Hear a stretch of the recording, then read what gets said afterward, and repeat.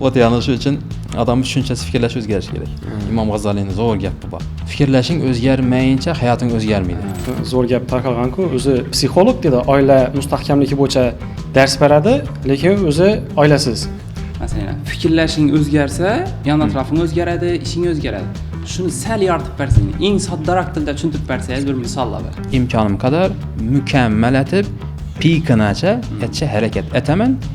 Bu bir. Ikkinchidan, Ko'proq ekonom etgan yaxshimi yoki ko'proq sarflagan yaxshimi? islomda do'stlikning 3 xil o'rni bor. O'zidan keyin ko'radi, o'zi bilan dang ko'radi, o'zidan baland ko'radi.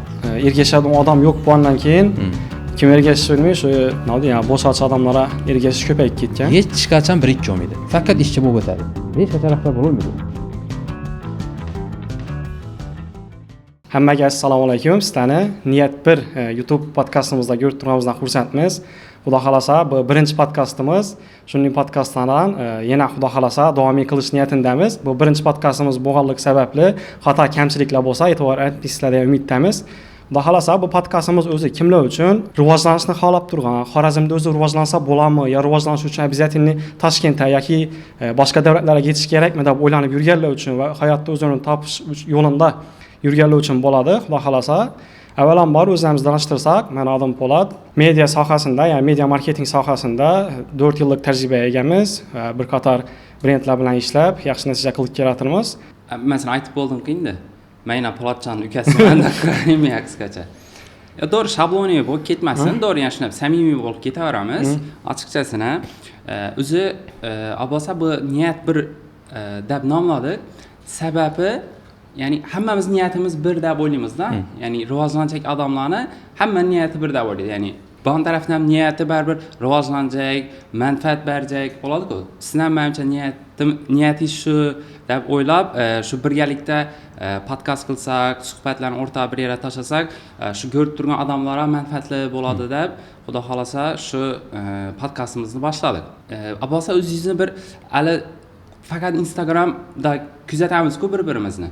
O'zingizdan bir yaqinroq tanishish uchun bir qisqacha o'zingizni tanishtirib o'tsangiz. Xo'p, men Sultonov Abbos, 94-yilman, hozir 32 yosh. Tabrikon oilasida dunyoga kelganmiz. Maktabni matematikaga ixtisoslashgan maktabda o'qib, undan keyin kollejdan ondan madrasaga kirganman. Xorazmdagi hozir bu vaqtda telesentrda Urganchda edi, Urganch tumanida Imom Faxriddin Ar-Rozi degan madrasa bor. Din ilmlarini ixtisoslashgan. Shunda 4 yil o'qganmiz. Undan keyin bu yerda Shayx Hazratning bir 5-6 shogirdlaridan alohida dars olganmiz. Keyin 2015 da tadbirkorchilikni boshlaganmiz. Bu vaqtda biz ikam distributsiya bilan shug'ullanardik. Avtoxonasi bor, mashinalarni muayana almashtiradi. Shu yerda ishlaganmiz, keyin distributsiyasini ishlaganman, bu yerda skladchi, gruchik, zakazchik, agent, keyin gloniy bo'lib, oxiri keyin 2018-yil 3-yanvarda hozir Rasenterda Yasinyan Santendiga do'kon ochganmiz. Shu vaqt 2018 boshida. Shundan beri bu endi o'zimning shaxsiy biznesim bo'lgan. Undan keyin akam yanida ishchi bo'lib ishlaganman. Shu bilan yana xudo shukr hozir yaqinda 2-Santendiga do'kon ochdik, oziq-ovqat do'konimiz bor. Umumiy shu. Ya'ni mutaxassislik o'zi asosiy diniy soha, din sohasi. Endi uning yanında paralel tadbirkorchilik biznesim bor. O'zi boshlaganingizda asosan pozitsiyangiz tadbirkorchilik bo'lib turadi. Keyin birdan pozitsiya o'zgardi, ya'ni shaxsiy rivojlanish, ijtimoiy odoblar bo'yicha o'zgarib ketdi. O'zi nechun ijtimoiy odoblar pozitsiyasini o'tdingiz o'zi birdan? Xo'p, buni sababi bor. Men 2018 da do'kon ochgan bo'lsak, shundan beri oxirgi 1 yil bo'ldi, ya'ni Instagram blogni yuritib boshlamiz. 25 bo'lsa, 18 dan 25 gacha 7 yil davomida har kun deyarli odam keladi. Din sohasidan savol javob etmoqqa, oila bo'yicha, farzandlar bo'yicha, xotini bo'yicha, eri bo'yicha, boshqa ketaveradi. Chaqiradilar, boramiz, keladilar, ofisda gaplashamiz, o'tamiz. Shunday turadi. Ya'ni bizning hozir zamonida bo'lgan konsultatsiya. Mut shuninglar, prosta ketib turadi. Keyin buni soni ko'payib ketdi. Uje ishlar bilan tadbirkorchilikdan fizik iloj bo'lmay qoldi, usvidat bo'lmay qoldi. Hatto bir kuni 5 tane odam kelganda, endi otkazam etolmaysan, otkaz etsang ularni tushunadi, ish ham ishlatib beradi, o'shaning boshlanib ketdi. Keyin u vaqtda SMMni do'kon SMMni yuritib yurdik. Shunda shuni SMMni yuritib yurgan bola Sherzod shaxsiy blog yuritmismi dedi. Aytdim, ish bo'ladi ekan, boshlab ko'radi deb ochdik. ochvadik, o'sha savollar internetda kelishni boshladi. Men aytdim, ha, demak, yanıma gelishni kamaytiramizdan lutchi internetda aytamiz ekan. Eng yaxshi shu ekan. 1-2 odam kelib bilan odam emas, ko'pchilikka foydali bo'ladi deb internetda shaxsiy blogda boshladik. Boshlaganimizni bu ya'ni yo'lni imlat burilib ketgani asosiy sababi. Endi o'zi ti maqsad navod desa, avvaldan plan bor edi. Hozir internetda ayniqsa Xorazmda ballarni kumeri ergashidan odami, lider deb oning ergashish kerak deb o'ylagan odami, zo'r deb o'ylagan, avtoritet deb o'ylagan odamlari blogerlar, artistlar, aktyorlar. Blogerlar ham hammasi emas, katta ko'pchiligi faqat lag'u, bekorchilik, bo'shachilik, fahsh, yengil-yelpi hayot, qimmat nomerlar, qimmat mashinalarni olish, boy bo'lib ko'rinib yurish, kreditda bo'lsam hazzatib yashash, shu narsani ko'rsataverganda bolalarda o'sha tushuncha o'zgarib qolgan. Yanıma geladilar, opayga keladi, boshqa keladi, bolam ishining palankasini ko'radi, pistankasini ko'radi. Mo'minnas apparda tutdi, o'zi ishlamaydi boshqa. Ko'raver bo'lgan ketgan, shu narsalar. Kumerda yangi lider odam deb bilgan. Shularni ko'ravergandan keyin o'zimning ichimda ham shu narsa bor edi, dard edi. Xorazmda to'g'ri, kerakli, maqsadli va odob, axloq, tarbiya o'zi umuman nima deydi, bizning tilda aytganda mukammal lider shaxsiyat sifatida ko'rsatish kerak bo'lgan odam o'zi kim? Shuni, misol uchun payg'ambar alayhisalom shu kishini hayot yo'li, qilgan ishlari, biznes bo'yicha bo'lsin, oila bo'yicha bo'lsin, ota-ona, farzand, ijtimoiy, iqtisodiy, siyosiy farqi yo'q. Hamma tomondan xalqimizda shu narsaga chanqoqlik borligi uchun odamlar shuni topilmaganidan blogerlar ergashib yurganligi uchun shu narsani plan etib chiqqanmiz. Xudo xolasa yaxshi effekt berdi. Haqiqatdan yaxshi effekt berdi. Xorazmda demak talab bor. O'zlarimiz ham ko'rib sevindik. O'zi zo'r pozitsiya, ham o'zi ergashadigan odam yo'q bo'lgandan keyin kim ergashish bilmay shu nima deydi, bo'shachi odamlarga ergashish ko'payib ketgan. Yaxshi pozitsiyani tanlagansiz. Menda hozir aytdingiz-ku, ko'p odam kuzatadi, yoshlar dedingiz. Bir savol paydo bo'ldi, ya'ni o'zi Instagramda ko'p qudim. Hamma shaxsiy brend qilib turibdi, hamma blogini yuritib turibdi, zo'r. O'zi nisha filtratish kerak. Men blogda aytganman, alohida bir videoda internetga chiqqan har qanday odam, misol uchun bir dona podpischikingiz bo'lsa ham siz уже shaxsiy brendsiz, shaxsiy blogsiz. Уже siz xato gap so'zlasangiz hech o'manda bir odamni adashtirasiz-da. Shuning uchun shaxsiy blogotami, tadbirkormi, boshqa sohali bo'yicha sohasi bo'lsin, chiqqan odamda birinchidan mutaxassisligi bo'yicha so'zlashi kerak. Undan tashqari chiqishi haqqi yo'q. Bilmaymi, tushunmaymi, ilmini olmaganmi, so'zlashi haqqi yo'q. Misol uchun bir tadbirkor chiqdi, zo'r, Xorazmda go'zal ko'ringan, ajoyib. Katta tadbirkor chiqadidan tadbirkorchilik haqida so'zlasa gap yo'q. Lekin chiqib olib er-xotin munosabatini aralashadi, ijtimoiy masalalar aralashadi, iqtisodiy ya'ni yurish-turish qoidalari bo'lsin, boshqa aralashadi. O'z-o'zidan buni puli ko'pligi uchun gapni to'g'ri deyin bo'lib qoladi. Misol uchun 100 ming auditoriyasi bor odam no gapni aytsam aqllab chiqaveradi-ku. Hamma ergashib ketaveradi. Xuddi shunday. Iloji bo'lsa filtratib olish kerak. Bu odam ko'rayotgan odamimiz o'zi no bo'yicha mutaxassis. Shu gapini o'zini olish kerak, boshqa narsasini emas.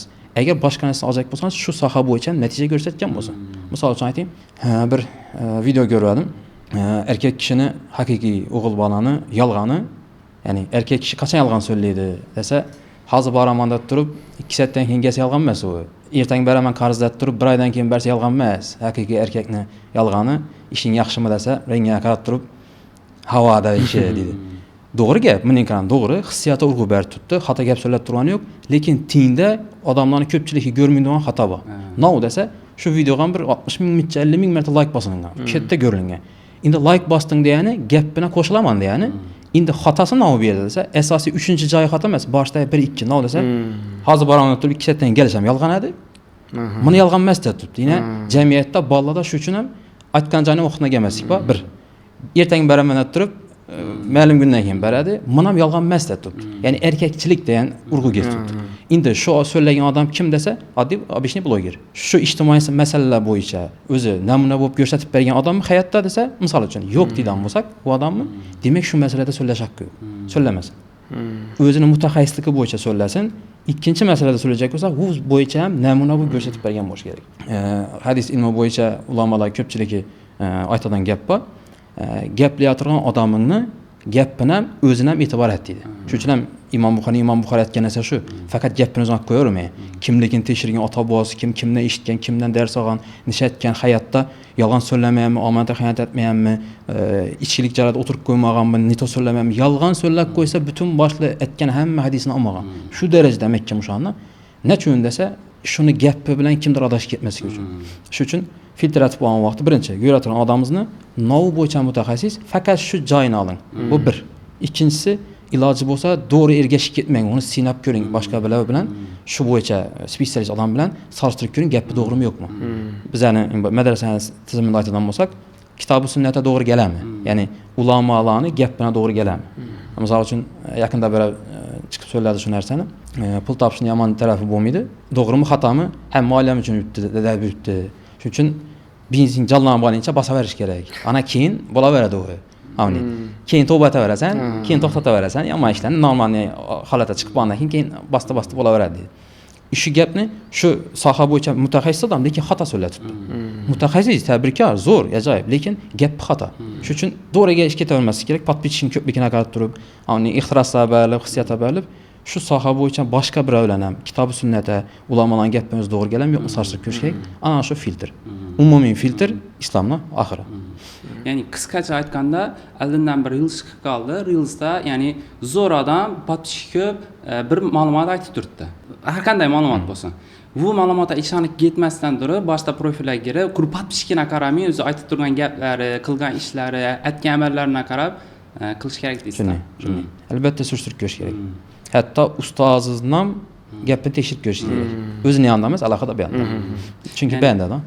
Bizning ustoz ham aytadigan ko'pincha mana kelib bir odam dedi, любой, ya'ni nima aytaversin dedi, nechikdir variant aytaversin, no gap aytaversin dedi, menga u insonning tarixi muhim dedi. Istoriyasi muhim, to'g'ri gap. Hozirgi psixologlar odamlarning ko'pchiligi ergashmayotgani sabab, ya'ni hozir jamiyatda shuni psixolog desa, o'sha odamlarga yaqindan bo'lgan. Nito tushuncha bo'lgan. Sabab nechun? Sabab nechun desa, aytib turgan gapini hayotda amaliyotga ko'rsatib bergani o'ta kam. Bor 1, 2. Masalan, Xorazm bo'yicha chiqsa bir 3 tane chiqar. Qolgan chiqib turganlar hammasi oila haqida so'raydi, o'zi ajrashgan, yo farzandi Nito, xotin Nito, qaynonasi bilan kelishmay chiqib ketgan, yana boshqa yo bo'lmasa Nito yo'l bilan sho'ragak qilgan. Shuning uchun muhimni tekshirib ko'rish kerak. Hozir zo'r gap tarqalgan-ku, o'zi psixolog dedi, oila mustahkamligi bo'yicha dars beradi, lekin o'zi oilasiz. Shuni. Ya'ni avval o'zi aytganmi, o'zinda bormi shu narsa tekshirib ko'rish kerak. Albatta tekshirib ko'rish kerak. Tim bo'li oila, iqtisod va boshqa masalalarda bir natijaga chiqqan odamning gapi qabul etilmaydi. Liboy bir soha bo'lsin. O din diyonat, ta'lim, o'qish, boshqa tadbirkorchilik farqi yo'q. Shu soha bo'yicha natijaga chiqqan bo'lish kerak. Ulamolarni ham ko'rsangiz, ayniqsa o'sha Shayx Hazrat va boshqa ulamolar bir kitobni yozajak bo'lsa, chekli mil vaqt ketsa ham yozishdan oldin shu soha bo'yicha ancha kitoblarni o'qib, shu bo'yicha ustozlardan ijozat olib, ruxsat olib, keyin kitob yozadi. O'zi shunchalik ilmim bor, 30 yildan beri olimman, shayxman degan gap yo'q. Xatolashib qo'ymayin, xato ma'lumot yetirib qo'ymayin, ertaga qiyomatda meni yakamdan olinmasin deydi. Shuning uchun omonat. Bir dona podpischikingiz bo'lsa ham, shu odam uchun ertaga javob berasiz. Har bir prosmotr, har bir like uchun, har bir komment uchun javob berasiz. Gapingiz xato kelsa, cholashadi.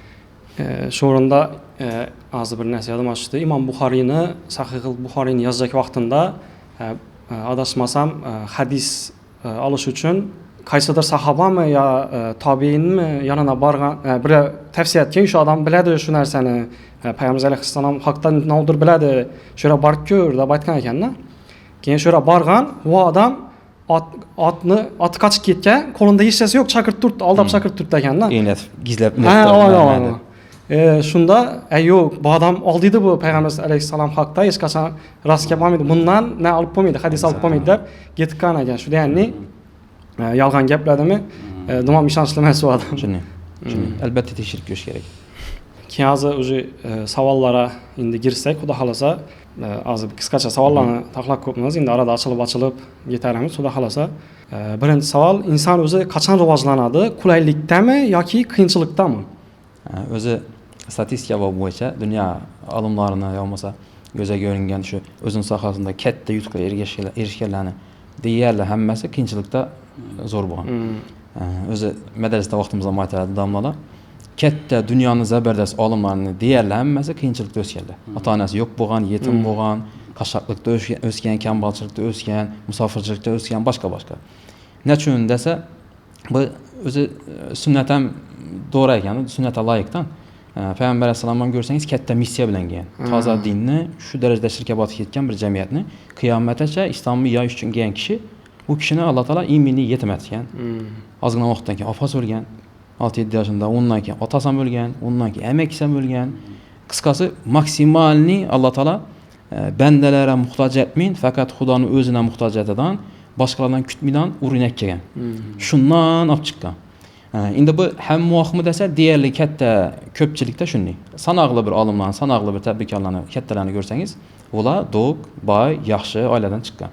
Bu aybmi? Yo'q, ayb emas. Ota o'zini etib ketgan ishini birava bolasini tashlab ketadi, u uni davom ettirib ketib yursa, malades. Yo'q. Lekin umumiy olganda baribir bola ya bo'lmasa talaba bo'lsin farqi yo'q. Qiyinchilikdan chiqqani ham yaxshi, ham kelajakına foyda. Qadrini yetadi. Bizning shahardagi kreditda boshqa mashina olib qaqirlatib mashinalarni ishqirtirib hayda bilmaydi. Yosh vaqtdan, yo'qchilikdan shu narsani qadrini yetib kelgan odam ularganda baribir foydasi ko'proq bo'ladi. Rivojlanacak odamda rivojlanish xohishi bor. O'zi nereden boshlanadi deb o'ylaysiz? Ya'ni kitob o'qishdanmi, yo to'g'ri ustoz tanlashdanmi yoki muhitdan o'zi rivojlanish qadami nereden boshlanadi deb o'ylaysiz? Xo'p, bu hozir umumiyda. Misol uchun talaba boshqacha, din sohasidan ketjak odam boshqacha, ishchini oilasida o'sgan boshqacha bo'ladi, boyning oilasida o'sgan boshqacha bo'ladi. Umumiy aytadigan bo'lsak, shaxsiy rivojlanish, ya'ni hozirgi vaqtda bizda yana shaxsiy rivojlanish haqida kitoblar bor, treninglar bor, podkastlar bor, boshqa bo'lyapti. Shularning hammasini qarasangiz, deyarli hammasida moddiyat urg'u berilgan. Hammasida pashti, hammasida. Maksimalni pul top, jali pul topishing kerak, boshqa ishing kerak, shunda sen hamma dinglaydi, qadring bo'ladi, gaping o'tadi, Rolex set bo'lishi kerak, qimmat mashinada borishing kerak, shunda sen so'zlashing shart emas, mashina so'zlaydi. Hammasi bekor gap.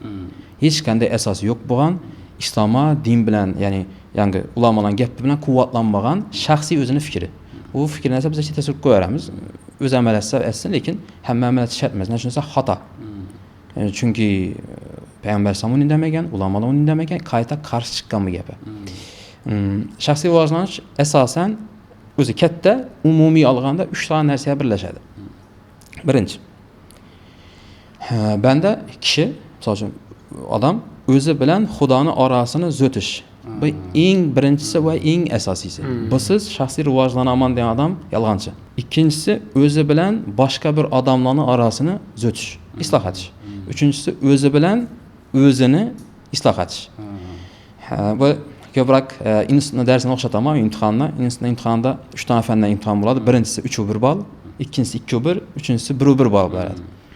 Birinchi fandan hech qaysini topolmay, qolgan 2 fandan hammasini ishlasangiz ham girolmaysiz. Nechun desa eng ko'p ball beradigan birinchidan. Lekin birinchi fanni hammasini zo'r ishlab, qolganlarni 2-3 fanni chala ishlasangiz ham girib ketish ehtimoli katta. Xuddi shuni yangi aytilgan shu 3 narsani birinchisi eng muhimi. Nechik misol uchun.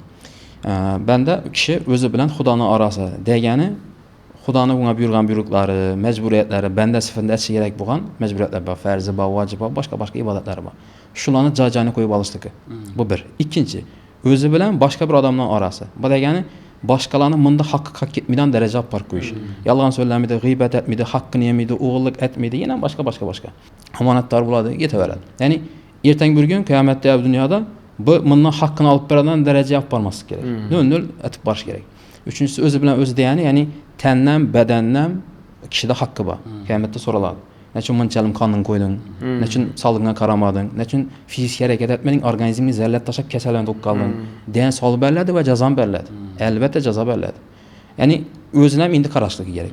Shuning uchun podkastlarni ko'rsangiz, treninglarni boshqalarni ko'rsangiz, shaxsiy rivojlanish deganda shu 2 bilan 3 baravar urg'un.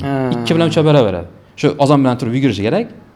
Basseynga tushib keladi, tosh ko'taradi, ozgina bir kitob o'qigan bo'ladi, ishga chiqadi. Shuni muvaffaqiyatli, shaxsiy rivojlangan odam deb ko'rsatish odatlangan. Endi ishi to'g'rimi desa 100% xato. Sabab nechun? Qarang, bir odam figurasi zo'r. Sog'liq ham zo'r, ishlar ham ajoyib, zo'r ishlab yotibdi, lekin Xudo bilan aloqasi neto. Mani dunyoda yashashning nima foydasi bor? Bu oxiratda yomon hayot kutib turgan bo'lsa, nima qiziqi bor? Buni bu yerda minchallamatib o'zini qiynashi. Nima foydasi bor? Bu bir. Ikkinchidan, o'zi ibodatsiz o'tgani uchun ham hali dunyoning o'zidan normalniy sinovlar beriladi. U aytilgan kitoblarda. Endi bir odam qonni bor. Sog'lig'iga qaramagan, ya bir fizik harakatlarga qaramagan, lekin Xudo bilan orasi mo'shni zo'r. Bandar jana ko'p qo'ydi. Bu dunyoda ham azizat bo'ladi, oxiratda ham aziz bo'ladi. Misol uchun aytaman. Tasavvur eting, bir odam yoniga kelib o'tiribdi, figurasi zo'r, sog'lik, pitaniya, bizneslari, boshqasi zo'r, ajoyib, lekin kuru so'kinadi odam. Umuman qadri yo'q sizning deysiz. Chiqqandan keyin nima bo'shachib aytdingiz. Yo bo'lmasa birovning haqqini yegan.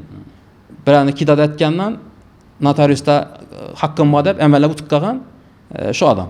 Buni yanında indamay turibsizmi, lekin bayon chiqqanda mashinik o'g'ri bo'ldingiz. Lekin figurasi zo'r, yangi shaxsiy rivojlanishga amal etadi, chotki, boshqa. Lekin bir odam bor, qonni bor. U darajada figurani qaramagan, binsam katta emas, lekin odob axloqi, tarbiyasi, din diyonati, Xudo bilan aloqasi, odamlar bilan aloqasi, hammasi joy-joyida, hech kim bundan haqqi yo'q. Hammasini joy-joyidan qaytargan zo'r, buni hurmat etasiz. Gapini ham eshitasiz, muomalangizni ham etasiz, orqasidan ham so'zlamaysiz. Shuning uchun asosiy shaxsiy rivojlanishda shu 3 etapni eng muhimi birinchisi. Shundan boshlash kerak. Hatto shu uchun ham islomda bolani yosh vaqtdan namozga buyurishning sababi shu. Nechun desa, bu Xudo bilan orasini o'tdimi, qonlarni o'tadi. Buni o'tib bildimi, amalladimi, vaqtida bajarib vaqtida etdimi, qolgan hammasini o'tadi. U ishchi bo'lsam, ya bir qo'nda bir mas'uliyat berilgan bo'lsam, oxirigacha etadi. Mas'uliyat bilan bajar. Nechun? Xudoning menga qo'ygan narsalar mas'uliyat bilan bajarib o'rgangan, u disiplina bo'lib qolgan, odat bo'lib qolgan. Bir kunda 5 ol namoz, yilda bir marta roza, istida tutadi, obязательно tutadi, molni zakotini beradi. Odat bo'lib qolgan, endi menga bir buyruq bersa, bir ish etsa, bir narsa topshirilsa, vazifani mo'shni chotga bajaradi. Shuning uchun iloji bo'lsa shu birinchi etapni boshlab olish kerak. Xudo bilan orasini o'tsa, qolgan narsalar ham motivatsiya bo'ladi, baraka ham bo'ladi. Rivojlanadi. Hozir bu narsani tushundim. Bozorda umumiy shunday zo'r ekspertlar bor, zo'r nima deydi, bilimi o'zini kasbi darajasida, kasbidan kelib chiqqan holatda bilimi dumzo'r, hard skillari dumzo'r, lekin go'karmagan odam, shiktir bir go'karmagan. Baraka topmagan, baraka yo'q. Men hozir tushundim, значит uni Alloh bilan aloqalari yaxshi emas. Xudo bilan deganda oila ham kiradi ichine, siyla rahim, ota-ona, zakat berammi yo'qmi, sayr ihson, siyla rahim boshqa joyindami? Oshlar bor ichida. Osh narsasi oshibcha bo'ladi. O'zi bu narsani bir alohida bir aytaman deb o'tirdim. Jamiyatda ko'p xato tushunchalar paydo bo'lgan. Bo'lib qolgan avvaldan keltirgan narsa. Bizda ish yurishmasa ham sinov, bola kasalar bo'lsa ham sinov, yiqilib tushsa ham sinov, ishdan bo'shasa ham sinov, ish o'xshamasa ham sinov. Boy narsa bo'lsa sinov, sira bir jazo kelmaydi bizlardan. Desa biz o'rganganmiz, Xudo o'ta mehribon zot, o'ta rahimli, men yaxshiman, qalbim toza, yaxshiman, gumonim bilan ibodat etmayanim bilan yaxshiman degan tushuncha bor ekan. Shuning uchun jazo nav, sinov nav. Jazo qachon beriladi, kimga beriladi, nechun beriladi, nechik o'rindagi odamga beriladi. Sinov qachon beriladi, jazo qachon beriladi, shularni bilmagani uchun eng angsati, eng zo'ri o'zingni aybni saqlatasandan, aybdorman emas desandan, Xudoning sinovi degan tushuncha bo'lgan. Osh narsa ham shundan gap chiqadi. Yangi 2-3 etapni aytaveradi. Biznes o'rganadi, maksimal biznes rivojlantirish boshqa, lekin Xudo bilan orasini o'tmaydi. Ota-onasi bilan отношениясini yetadi, farzandi bilan, yo bo'lmasa xotini bilan, yo sila rahim yo'qdi. Alloh taolo bermin duraveradi. Shuning uchun aytganim sababi birinchini o'tish kerak degan sabab shu. O'zi kitoblardan keladi-ku, ota-onasini xizmatini qilib, duosini olib, roziligini olib yurgan farzand jay ko'p ishlash shart emas. Babi bir ikki oladi deydi. Endi naboroti bor. Ota-onasini norozati, xizmat etmay, bormay, urushib, gaplashmay, xoplashib yurgan bola ko'p ishlasin. Qiyin go'karishi deydi. Ko'p ishlasam go'karmaydi. O'zlarimizdan bir misol aytib aytsak-da, shu o'zingiz gapingizda, bizdan ham oddiy sotuvchi bo'lib ishlaymiz-da biz. Center bazasida, giyim sohasida toza sohaga kirib kelajak bo'lganmiz. Shu SMM sohasına kirib o'qidik, shu soha o'tjak bo'lganmiz. Shunda opamdan duo olganmiz-da. Opam shunda duo beradi. Shu darajada klientlaringiz ko'p bo'lsin, uspet etmay yuringlar deganda, opamizni sevintiramiz, ishlab turibmiz. Bir yil o'tmadi, kunda 2-3 odamdan proyekt chiqadi. Kunda 2-3 odamdan proyekt chiqadi. Oxiri borib, "Opa, endi duozni o'tkir, uspet etgaysizlarmasina" deb duo bering degan bo'ldik-da. Bizlar ham ko'pincha bloklarimizda, ko'pincha yana tarafimizdagi insonlar aytamiz. O'zi ko'pincha hamma aytadi-ku, onaning duosini oladi. Lekin uni bir sirini bilib qolsangiz zo'r ekan-da. Shunday. Haqiqatan eng asosiy narsa-da. Shu baraka baradansa ko'p ishlash shart bo'lmay qoladi. O'zi keladi. Demak, biz hozir biza ko'pincha yangi sohaga girecek, rivojlanajak odamlar haqida gaplashib turibmiz. Nechki sohani tanlayversin, rivojlanajak bo'lsin, aytgan 3 vajizni qilmayincha birinchi shu 3sidan boshlagan yaxshi. Shuni. Hozirgi jamiyatdagi yoshlarning katta xatosi nima desa, shu narsada shu birinchini chetga surib turadi. Asosini chetga suradi. Baraka, baloni ushaqqa, misol uchun sadaqa raddi bala bilamiz. Siylar rahim, umringiz uzaytiradi. Roza, sog'liqning yaxshiligi, hokazo, namoz, ruhiyatingiz o'tadi, boshqa. Shu narsani chetga surib turadi. Endi ullayganda Xudo xolasa deydi. Hali vaqt bor deydidan, chetga suradidan, orqa 2 bilan 3 tortib ketadi. Maksimalni o'qiydi, o'zining ustida ishlash harakat etadi, boshqa etadi, yangi dinlar chiqadi keyin. Go'karmaydi. Go'karsam oilasi notinch, go'karsam bir balodan boshqa chiqmaydi, kulfatdan boshqa chiqmaydi. Bir gap topgan, puli ko'p, lekin bir balodan boshqa chiqmaydi. Lekin yangi birinchidan boshlasa, inobi narsasini ko'p harakat etish shart emas. Buni o'zimiz ham ko'rganmiz, kitoblarda kelgan ulamolar deyarli hammasi shu narsani amal etgan. O'zi payg'ambar sollallohu tarbiyasini olgan ulamolar kitoblari bu hammasi shu narsadan ko'kargan. Ina bilamiz, jannat basharati berilgan eng asosiy ashara mubashshara deydi. Shuni 10 sahobani 6si millioner odam. O'zi tarixini qarang. O'zi qochib kelgan mol mulkini tashlab, sog' qasam bo'ldi-da Makkadan Madinaga qochib kelgan. Hech narsasiz. Shular 10 yil, 20 yil, 15 yil, 8 yil ichida millioner bo'lib ketgan. Millioner. Nishab erishdi desa, payg'ambar sollallohu alayhi vasallam gapmi? Payg'ambar sollallohu biror gapni eshitmaysiz. Maksimal o'zing ustingda ishla, joli pul topishga harakat et, disiplina saqla, ozon bilan turdan, zalimasiyat, trenirovkalarni et, обязательно millat. Uning joyi yo'q. Xudo bilan orangiz o't. Sal harakatda tabrikatchilikga. Rizqini Xudo beradi, bismillah bilan, mas'uliyat bilan bajar, ozoz bo'lsam, doimiy bo'lsin, o'z ustingga ishla, bo'ldi. Asosiy bayon urg'u berdirgan payg'ambar sollallohu alayhi vasallam, birinchi, 2 bilan 3 o'z-o'zining ostidan o'tiladi. Glавный fundamentni qilib olish ekanmi? Yoshlarning xatosi shu. Boshda bayonni o'tib qoling deydi, Rossiyaga ketadi, yo bo'lmasa kattaroq bir ish etaman, boshqa etaman deydi, ibodatni chetga surib turadi. Endi u anda aytistirmaydi, o'qitistirmaydi, xundatistirmaydi, deb bahona topib qo'yinaveradi. Aslida lutfi inobini ayt, kam topsang barakali bo'ladi, tez natija bo'ladi o'sasan. Ya aytib o'tganingizdek, odam boshina kulfat kelsa, sinov deb aytadi dedingiz-ku, ya'ni o'zingdan ko'rmaydi, jazo deb qabul etmaydi, o'zingdan ko'rmaydi-da, sinov bu Xudoning sinovi deb qo'yadi dedingiz. Men hozir bu narsaga hayron qoldim. O'zi delovamniya degan narsa bor ekan, даже ruslarda bor ekan, bu qayda? Novu bo'lsa men o'zimdan degan qayda. Ya'ni ekspert bilan ishlab turgan odam bilan kelishmay qoldimmi? Значит, men o'zimdan novdir bu. Novdir bo'lsa, men o'zimdan u deb o'zimdan aybni qidiradi ekanda. Даже ruslardan bor ekan. Endi biz o'zlarimizdan bu narsa, даже ruslarcha kirgan ekan, bu narsa. Ya'ni novdir problema bo'lsa, o'zlaridan ko'rish. Lekin bizda sal xato bo'lgan, ya'ni sinov Alloh sinovi, Alloh yaxshi ko'radi. Bu jazo emas, nima deb? Sinov deb aytadi ekan. O'zi o'sha hamma narsani o'zingdan ko'rish qachon yaxshi, qachon yomon shu narsalar. Xristian O'ristonki xristianlarniki uning bo'lish sababi diniy e'tiqod ularniki, ularda tug'ilgan bola hammasi gunohkor deydi. Hamma ayb bizada, xato bo'ldi tug'ilishimiz deydi. Shu Isa alayhissalomni ular endi Xudo deydi, akasining yoniga yetdidan bizlar uchun kechirim so'rab beradi deydi. Bizada sal boshqacha. Yaxshilik ham, yomonlik ham Xudodan deymiz. Endi yaxshilik ham, yomonlik ham degani, ya'ni misol uchun tasavvur eting, misol uchun bolam kasal bo'ldi. Ya misol uchun o'zim kasal bo'ldim dedi, shamolladim. Bizdan chetam desa, tutib olgan hadisimiz bor. Payg'ambar mo'min ish qiziq. Unga kulfat yetami, balo yetami, ofat bo'lami, gunohini kechiradi Alloh taolo. Hatto qo'lga girsa, tikan girsam degan. Qo'lga tikan girsam. Shu bolamizdan sinov bu Xudo xolasa. To'xta. Sinov bo'lishi uchun Alloh taolo dunyoni sababiyat olomati yaratgan. Sabablarni boshda keldirish kerak, majburiyatdan bu. Bandalardan qo'lingan majburiyat. Ya'ni shamollanmaslik uchun kerak bo'lgan ishlarni boshlatishimiz kerak edi. Sovuqda yubka chiqmaslik kerak edi, immunitetimiz kuchayishi kerak edi, sog'lig'imizga qarashimiz kerak edi. Endi shuni aytmadikdan o'zi dastlabki olib beraman, shartga chiqaman deyizdan yarim yalang'och tushib ketdingiz, yubka tushib ketdingiz, sovuqdan olib chiqdingiz, ertaga shamolladingiz. Bu sinov deyilmi? Bu jazo bu.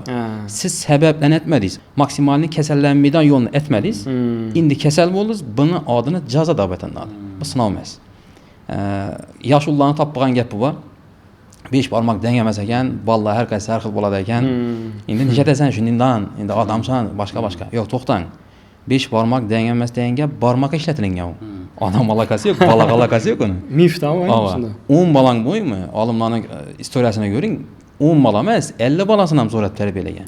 10 bolasini 10'si qori bo'lgan. Ummatga xizmat etgan, dahshat o'rindagi odamlar bo'lgan. Gap bedanov desa, 5 balani birsi ikkisi yaxshi bo'ladi, qolgani chala bo'ladi.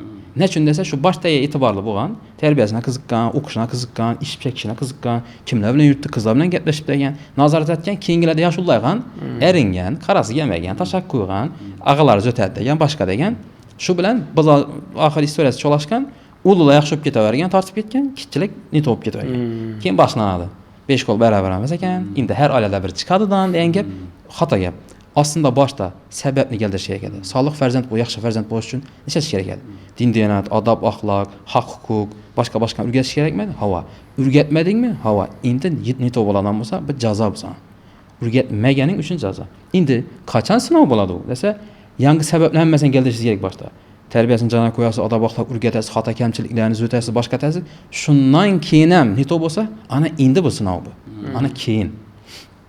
Shuning uchun bu narsaga e'tibor etish kerak.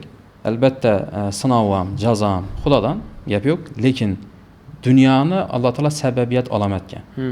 Nechun kitoblarni ko'rsangiz Alloh taolo kim iymon keltirib solih amal etsa, kim erkakmi ayolmi iymon keltirib solih amal etsa, pokiza hayotni yashataman, yaxshi hayotni yashataman deb ko'p kelgan. Unda bunga tushmaydi-ku. Deshandan qarasak, bunga tushmaydi. Hamma Xudo debdi. Hamma qalbimda Xudo deydi. Hammasi Xudo uchun yuribman, shu farzandim uchun yuribmiz deydi, boshqa deydi. Lekin nechun esa neto bo'lib yotibdi farzandlar?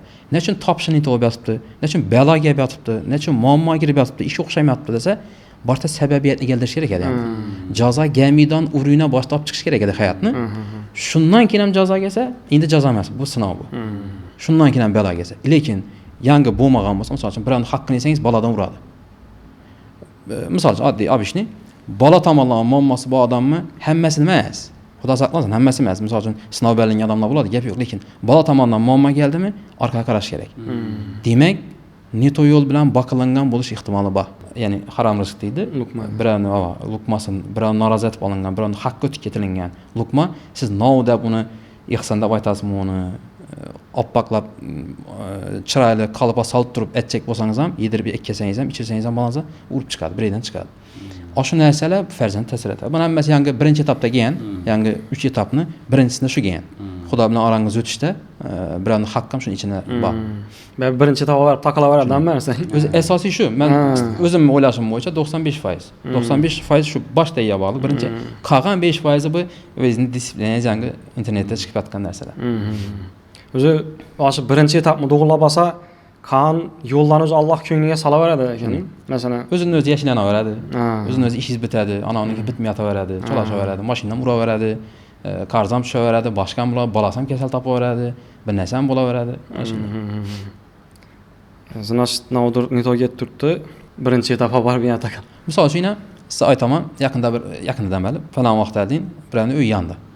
O'zim taniyman bir odamni. Siz aytdim shuni, ey palankasini uyi yonib desam shetasiz. Ey Xudo sinov berdi, ilohim yaxshi bo'lib ketsin, nadan chiqarsin, ahvolni yaxshilatsin, bechora deysiz. Lekin men uni istoriyasini bilaman-da. 18 yildan beri bir joyda ishlaydi. Har kun o'g'li qaytib keladi. Har kun o'g'li qaytadi. Rahbar ham biladi, indamaydi. Rahbar sal ko'ngli boshroq odam, ozgina aladi zaylok nishating deydi, qo'y deydi. Hozir buni yersam, undan ham birsiga bir o'g'ri keladi deydi. Boshqa deydi-dan, ko'p qo'ydi. 18 yildan beri o'g'li qaytadi. Uni men bilaman-da. Yangi odam bu yonib ketdi. Sel o'yindagi hammasi yonib ketdi. Xudo shukr, ham hech kim bo'lmadi.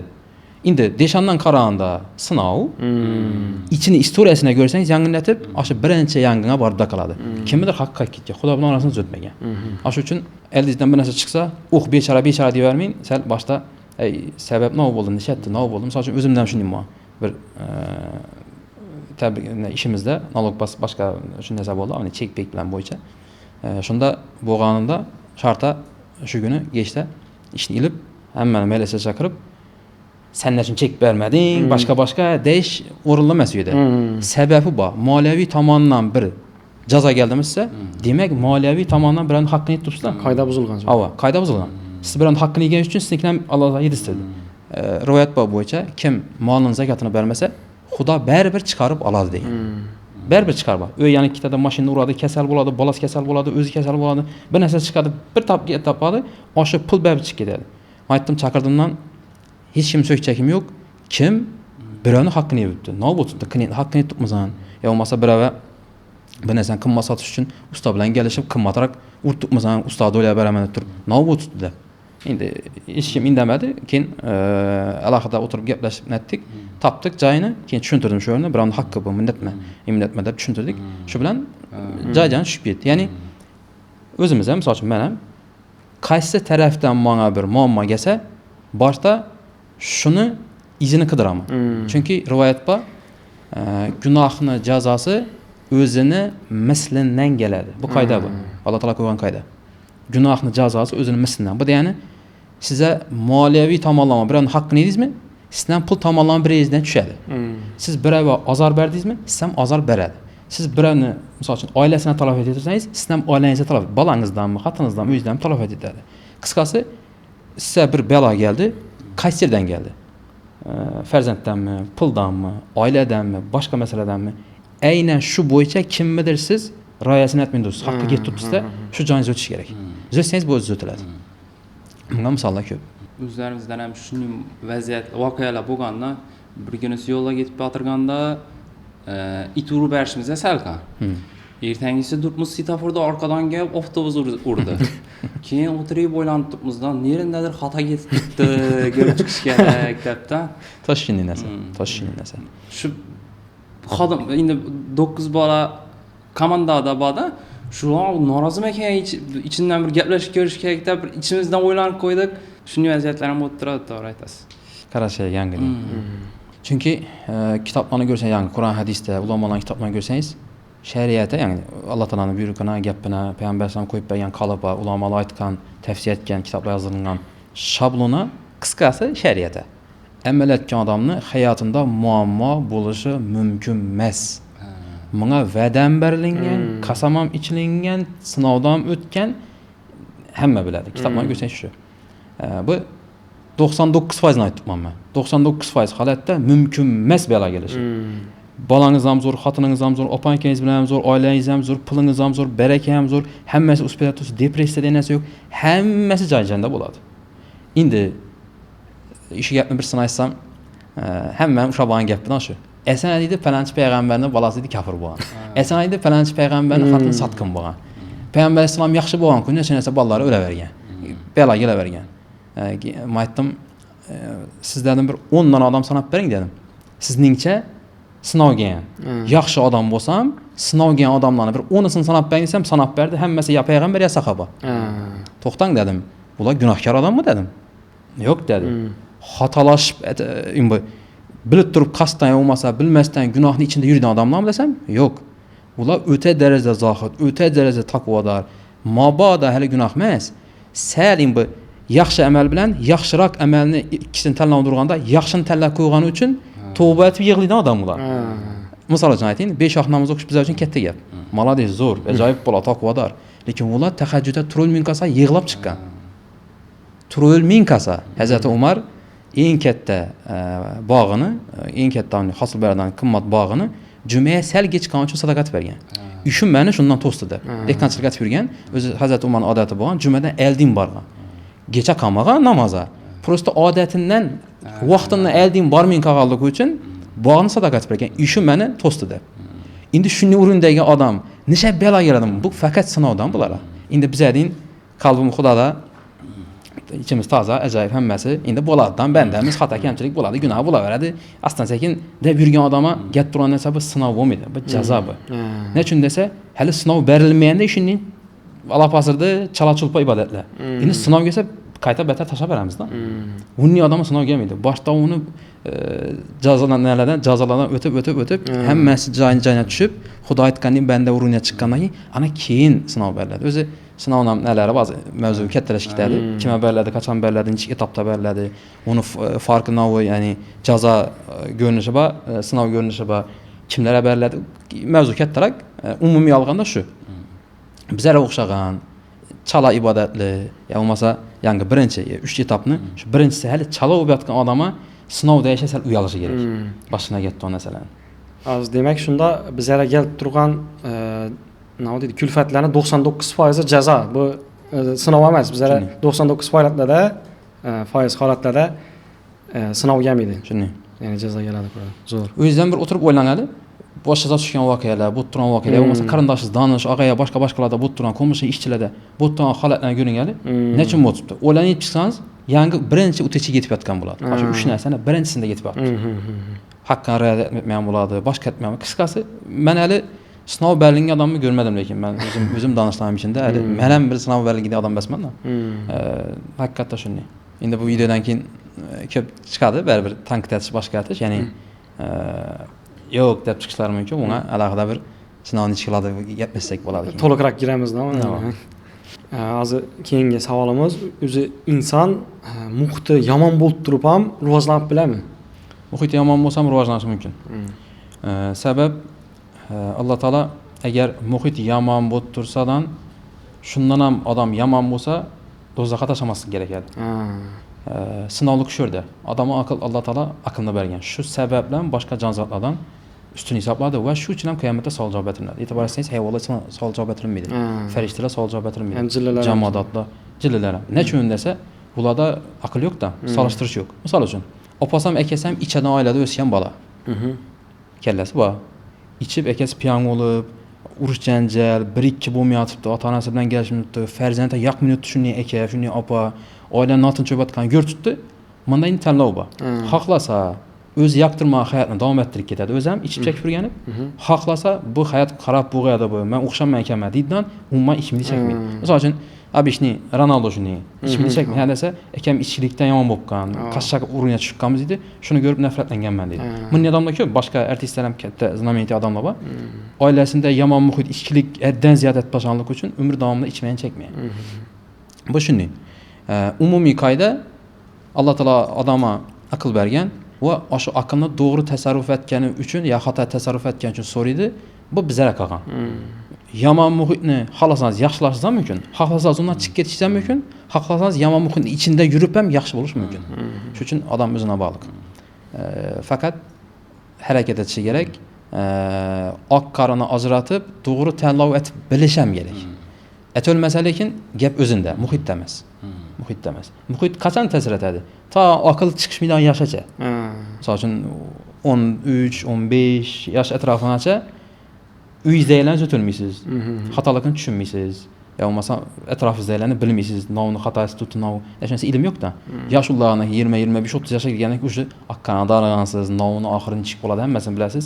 O'sha biyonni sizning tanlovingiz bo'ladi. Mana shu ustoz tanlash kerak, baribir ustozi yo'q odamni ustozi shayton deyiladi-ku.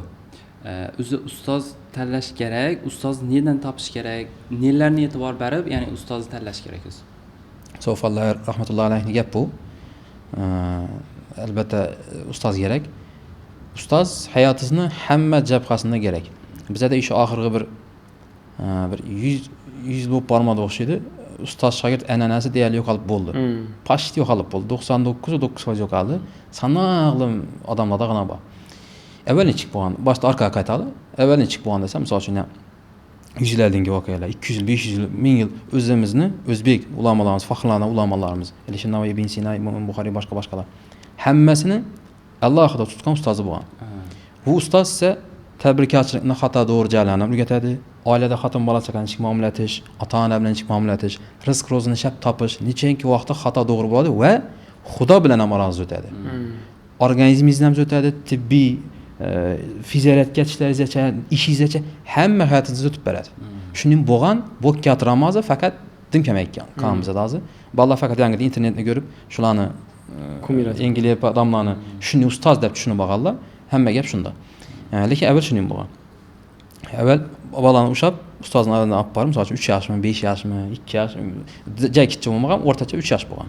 Berib, bizning tillarda etisizlik suyanki bizning deb berib, tashagan haftada bir marta kelgan, oyda bir marta kelgan, uzoq bo'lsa yilda bir marta kelgan bolasini shu yerda to shu narsalarni ustozdan hammasini o'rganib bo'lgandan keyin o'ynatgan va tayyor mukammal kadr bo'lgan.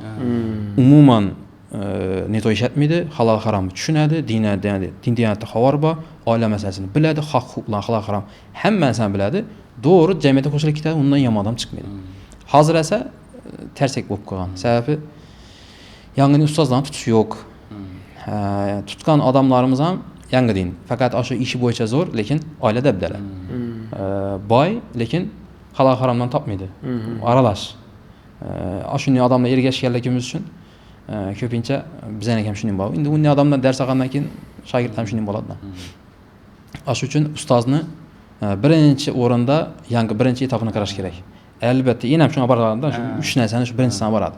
Ustozni o'sha etapini ko'rish kerak. O'zini chek, shunga amal etib, natija ko'rsatib berdi.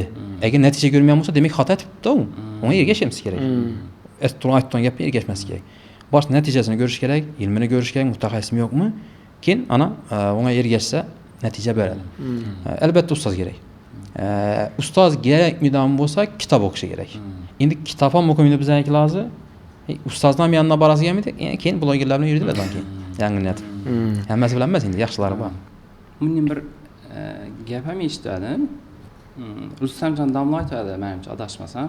Ya'ni o'zi ilmiy suhbat bo'lsa, qalbni ham yangilab turish kerak, shuning uchun ham suhbat kerak deydi. Shuni bir narsa bor, bir gap bor. Imonlashaylik deydi. Imonlashaylik. Shuni imonlashtirish kerak. Imonlashaylik. Imonlashaylik. Zo'r gap, ben aytgan gap ta'sir etadi yana. Gap ta'sir etadi. E'tibor eting, bir siz yoqmaydigan bir artistni qo'shiqini siz eshitmaysiz, lekin ko'chada har kun 15-20 marta eshitasiz. Uje ostan yoqmaslik kamayib, uje yoqish boshlanadi. Ostan ichingizda. Keyin uni doimiy eshitib yursangiz-ku, dim yoqalan bo'lib qoladi. Nima uchun sabab desa, ta'sir etadi shu. Shu uchun ham qorani yonidan borsan, qora so'kadi deydi.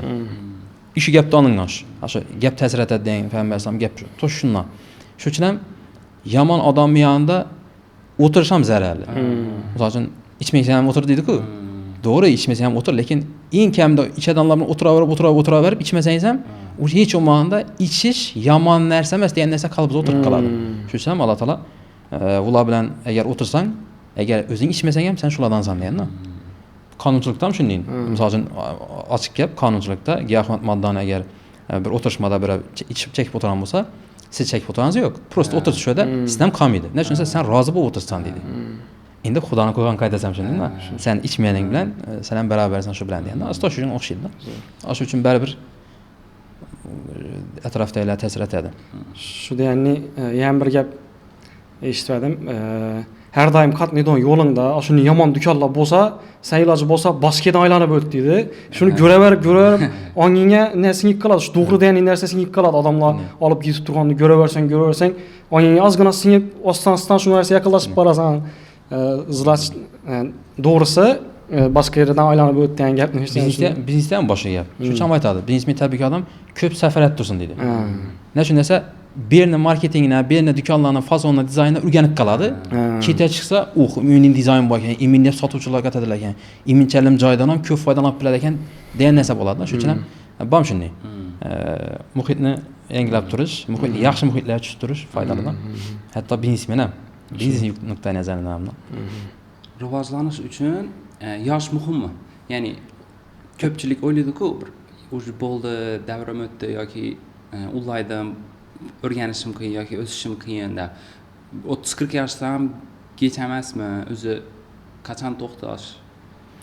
Xo'p, agar rivojlanish uchun yosh kech emasmi desa, kech emas. Liboy sohada shunday, hatto din ilmlaridan, yodlardan, pamiyatga taalluqli masalalardan, hatto yosh ulug' bo'lsam bizda shunday gap bor-ku, yoshing ulg'aygan sayin pamiyating kamayadi ekan degan xato gap. Nima uchun desa, yosh ulg'aygan sayin shu narsani ko'p takrorlanmay qolganligi uchun pamiyat kamayadi.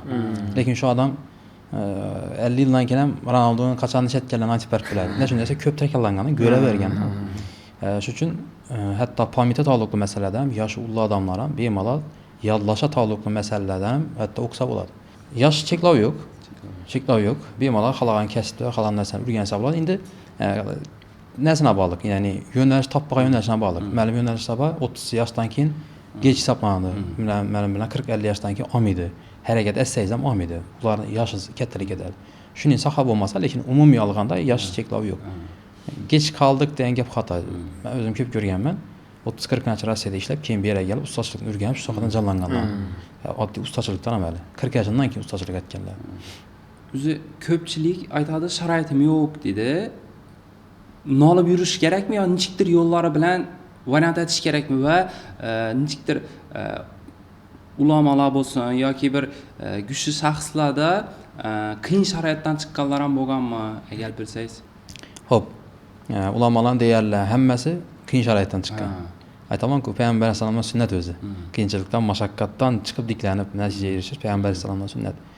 Bizning o'zimizning mazhab shu 4 ta mazhab bor odam bo'lsa, Abu Hanifadan boshqa 3 ham 3 ulamolar yetim bo'lgan. Imom Buxoriy ham opasi bilan yashagan. 10 yoshdan keyin opasi bilan xo'shlashib safarga chiqib ketgan. Shu bilan gelmagan. Hammasi shunday. Ya'ni bunga alakası yo'q. Umumiy olganda demak, bu narsalar sabab emas, odam o'zining harakati bo'lsa, ishtiyoqi bo'lsa, boshqasi faqat har xil bahona topishga harakat etmaslik kerak. Bizda yoshlarning katta xatosi shu. Bugünada o'xshaydi. Birov Instagramda yozdi shuni aytib, yoshman, yosha qarang, 18 yosh, noshitarim bilmayin, depressiyaga tushib qoldim, yana bir shatib qoldim. 18 yosh bola turgan gap bu.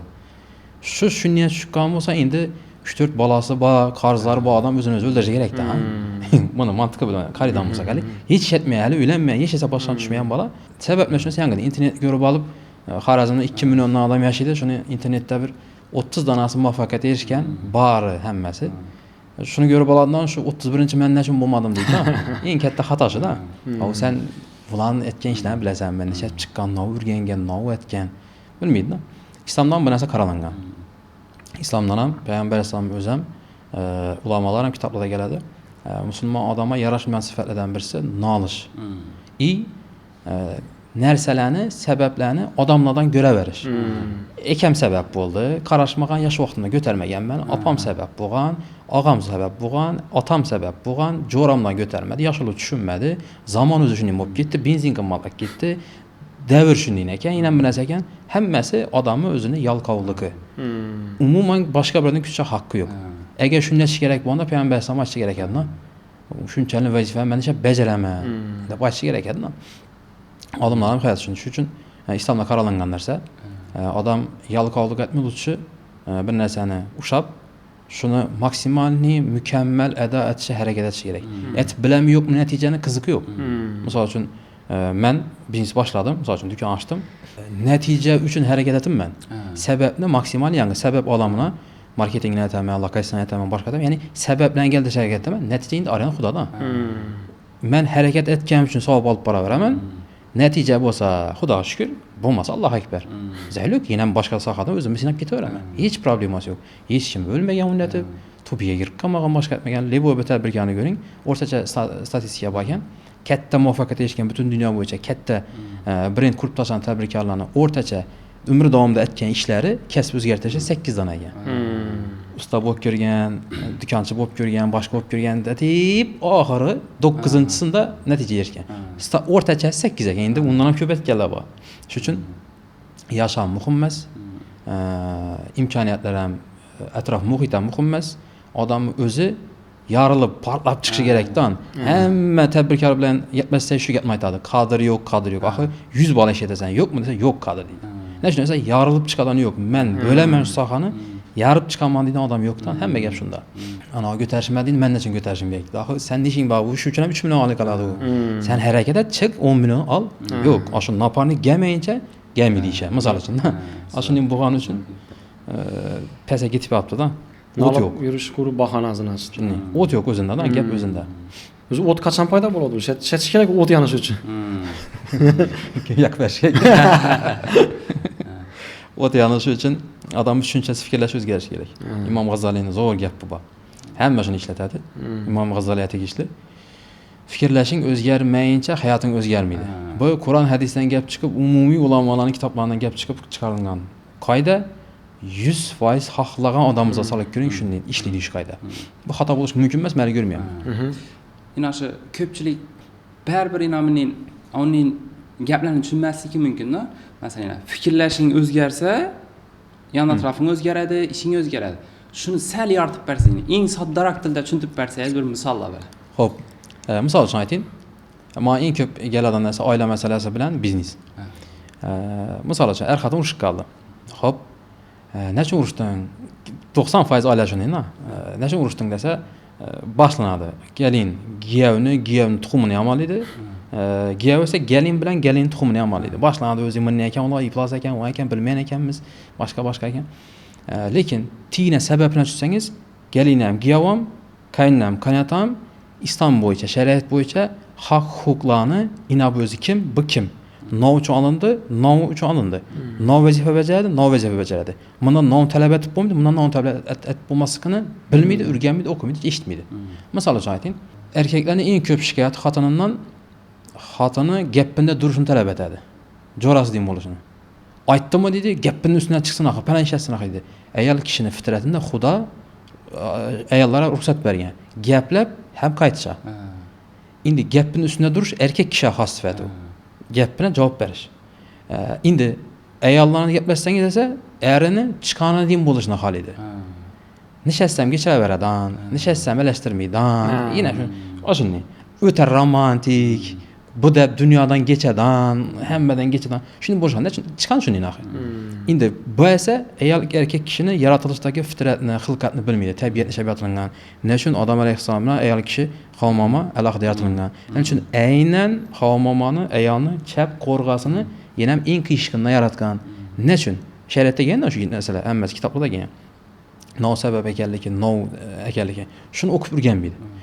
İndi iş tərəfə məqalədən olsaq, biznes tamamlama nə üçün köp bizneslə məsəl üçün oxşamayan qaladı, başqa etməyir desə, yenə fikirləşə barda qaladı. No desə, etətdirğan işini, ilmini ürgənməydi, bilməydi, soramıydı, sürüşdürməydi.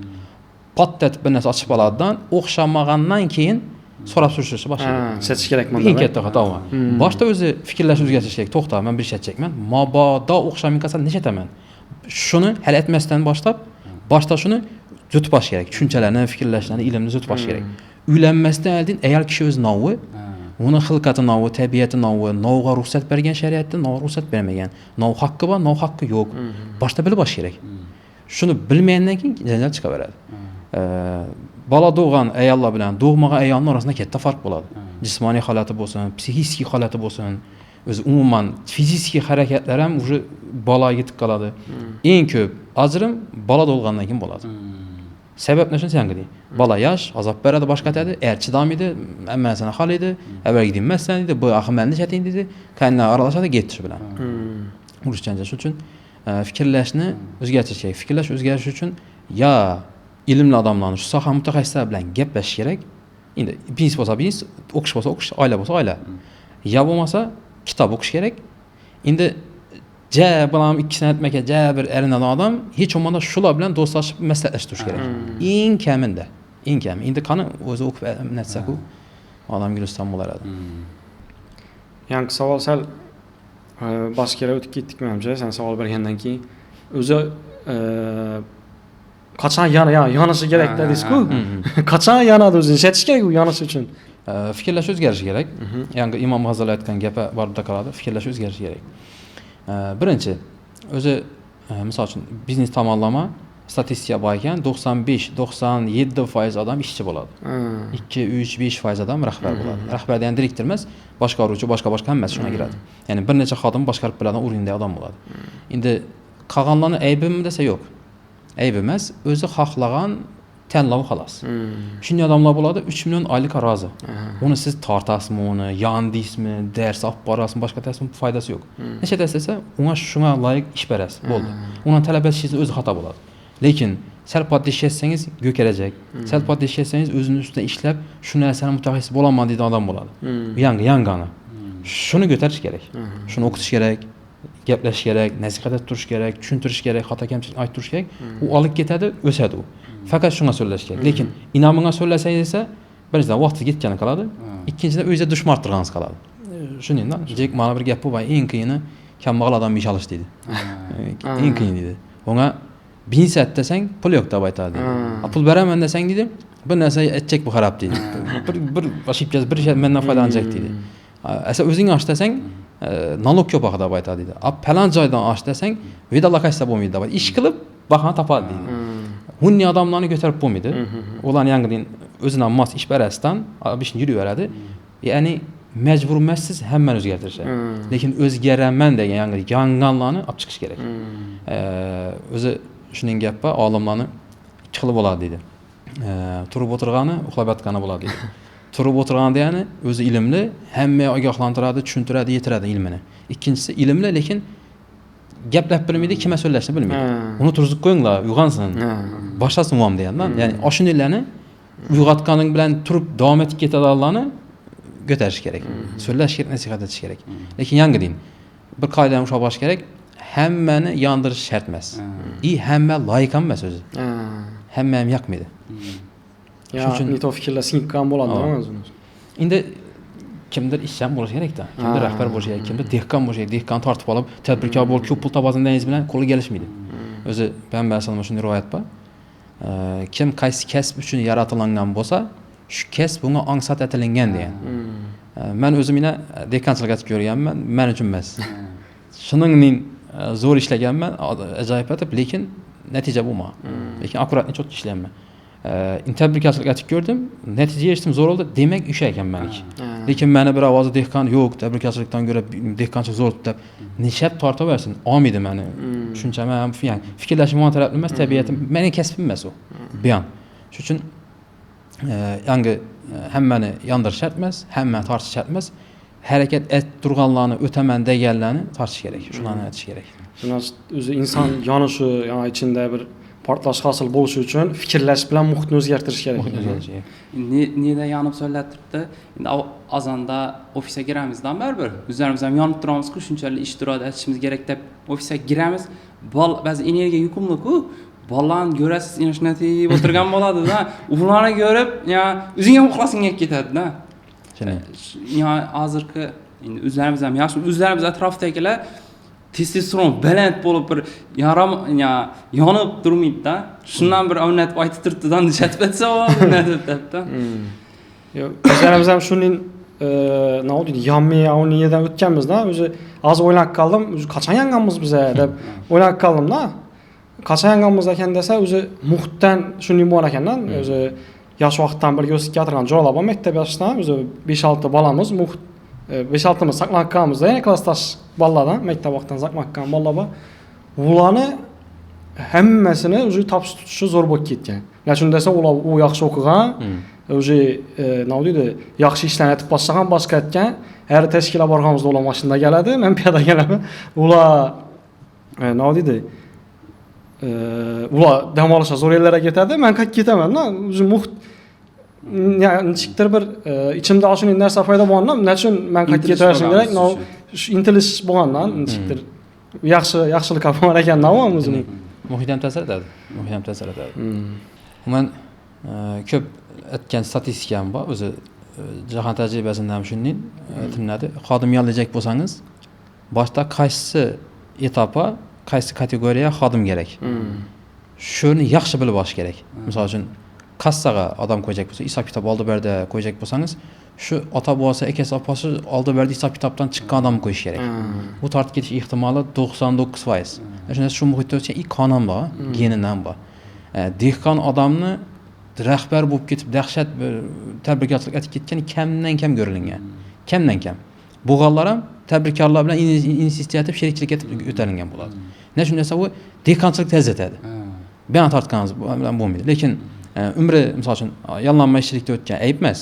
Yana bir aytaman, ayb emas umuman. Bemalol halol kasb gap yo'q. Lekin endi yangi yonish ichon tarafdan o't bo'lishligi oila hamma yollanmaychi, oddiy ishchi bo'lib kelgan bo'lsa, cheta qatnab yurgan odamlardan bolalarini kamdan kami yonadi shunday. Nechun desa, uyda 3 million 5 millionni yetarli deb o'ylab yurib o'sgan bola o'zi ham shunday bo'lib boshladi. To o'zi shuni tushunib yetmayincha, ya yangidan muhit o'zgartirmayincha, ya bo'ldi endi men o'zgartiraman oilani hayotini. Didan bo'lmayincha. Endi buni o'zinda bo'lishi kerak. Uni siz aytolmaysiz. Agar oyat ham bu bo'yicha Payg'ambar alayhisalom shunday mazmunda oyat tushadi. Agar seni qo'lingda bo'lganda hidoyat, sen hammani musulmon qilib berading, lekin Alloh o'zi yaxshi ko'rganlarni aytadi. Demak, hatto hidoyat ham iymon ham hammaga loyiq emas ekan-da. Yaxshi hayot ya bo'lmasa zo'r natija hamma ham shart emas. Kimdir ko'tarib biladi, kimdir ko'tarib bilmaydi, kimdir yana bilamiz.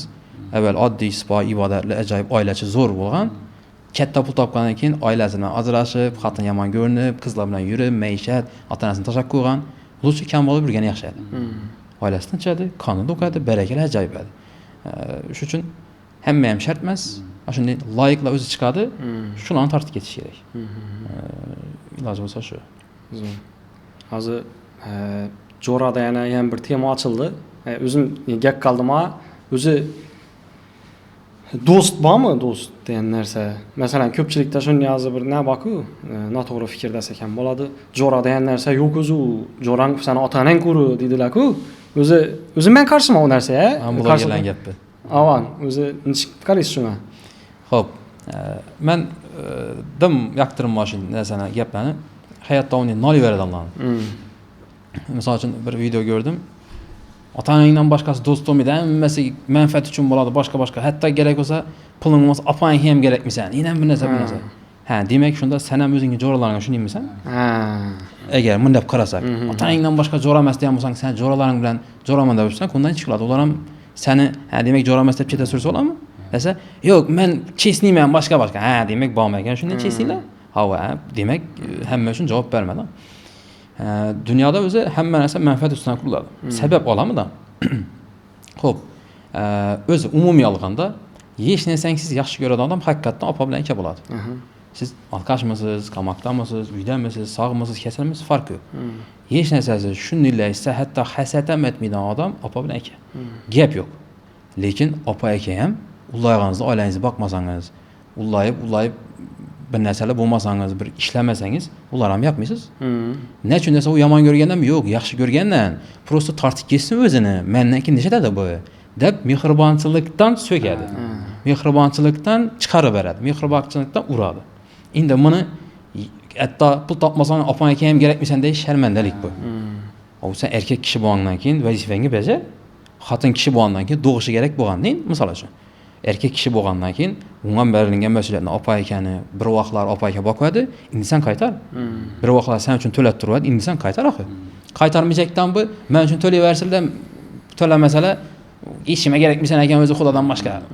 U g'irt hamma mas'uliyatni cheta surib, men yetchatimman, hamma aybdor. Ya'ni aybdor pozitsiyaga tushib qolish bu. Xato narsa. Endi opa aka hasassiz shunday yaxshi ko'radigan odam, gap yo'q. Endi ulardan keyingi o'rinda kimlar turadi desa, oila turadi. Ishim ma'noda. Sizni misol uchun yashaysiz yo'q vaqtda rozi bo'lib siz chiqqan xotin, yo bo'lmasa ya'ni oila, xotininiz, farzandlaringiz turadi. Hech narsasiz, ertangi kun qaringiz baribir. Bolangiz ham sizga hech narsasiz xizmat qiladi. Yaramaysiz, boshqa etmaysiz, yordam bera olmaysiz nimaga, lekin baribir qaraydi. Xotin ham shunday, endi tashab ketmaydi yosh ullayganda. Lekin shunchalik birga bo'ldik, kambag'al bo'lsam, boshqa bo'lsam edi, ko'z ochib ko'rganimda boshqa deydi. Manfaatsiz yaxshi ko'radigan ichida oila ham bor. Baribir. Xotin ham bor, boshqa ham bor. Ko'pchilikning adashadigan joyi, hech narsasiz vaqtda birinchi xotin gap oladi. Normal pul topgandan keyin qarasa, xotin xunukroq deyin, sal figurasi buzilgandan yaqimsiraq deyin, gap so'z ham yoqmay boshlaydi. Shu vaqt o'sha nomko'rlik boshlanadi. Yaxshi emas. Bomina nadan yangidan hech narsasi vaqtida poddeshayotgan odamni poddeshayotmaslikdan. Undan keyingi o'rinda do'st turadi. Endi qarindoshlar ham bo'ladi, ularning qarindoshlar bor, gap yo'q. Undan keyingi o'rinda do'st turadi. Islomda do'stlikning 3 xil o'rini bor. O'zidan keyin ko'radi, o'zi bilan dang ko'radi, o'zidan baland ko'radi. Buni ulamolar shu payg'ambar sollallohu hadislaridan boshqalardan gap chiqib, sahobalarning qilgan ishlari, hozircha o'tirgan ulamolar aytgan ishlari kitoblarda kelgan. Shulardan gap chiqib, shu 3 kategoriya aytilgan. Nechik desa, misol uchun o'z yeysiz, oilangiz safarasiz, boshqa tasiz, keyin jo'rangizni qiynalganini eshitdingiz. Yo bo'lmasa, kim musibatga tushdi, boshqa aytdi, bor yordamlashasiz. Ishi siz o'zingizdan keyin ko'rishligingiz. Hamma ehtiyojlaringizni aytib bo'ldingiz. Boshda asosiy pulni o'zingizda ishlatib bo'ldingiz, hammasi yetarli bo'lib bo'ldi. Ortganini aytasiz. Yaxshi ishmi? Yaxshi ish. Zo'r ishmi? Zo'r ish. Savobli ishmi? Savobli ish. Qiyomatda darajasi bor. Malades, jo'ra, zo'r. 99% hamma shunday. Endi men ko'proq savob olacakman, jo'rachilikni yaxshi etjakman deydi odamlar, endi ikkinchi etapga o'tadi. Nechik desa, o'zi bilan dang ko'radi. Jo'ram mashina yo'q, mashinasini qiynalib bitdi, menda mashina bor. Jo'ram uy sutda bir kvartira bo'lsam, bir uy olib bering. Misol uchun, yo bo'lmasa ish yo'q, ishlatib bering, boshqa. O'zi bilan dang bo'lishni xohlaydi. Bu ikkinchi etap, bu baland etap, yang'indan ancha baland. Uchinchisi bor, jo'rani o'zidan ham ustun ko'radi. Bu isor deb aytadi, ya'ni o'zing muhtoj bo'lib turgan narsani baravar ravo ko'rish. Bu alohida Qur'ondan ham bunday odamlar maqtalingan, sahobalar shunday ekanligini oyatda kelib maqtagan Alloh taolo. Bu o'ta kam bo'ladi. Bir danam chiqmasa kerak davrak deyishimizda. Kamdan kam noyob bo'lgan narsa.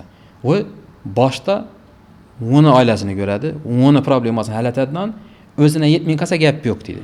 Sahobalar shunday bo'lgan. Hatto rivoyatlarda keladi, bir sahaba pulon muhtoj bo'ladi, ey palanga jo'ram deydi. Qarza botadi, shuni to'lab kelamaydan gizlanib borib to'lab keladi. O'zining qarzi bor. Bir amaliyman deydi. Keyin olib boradi.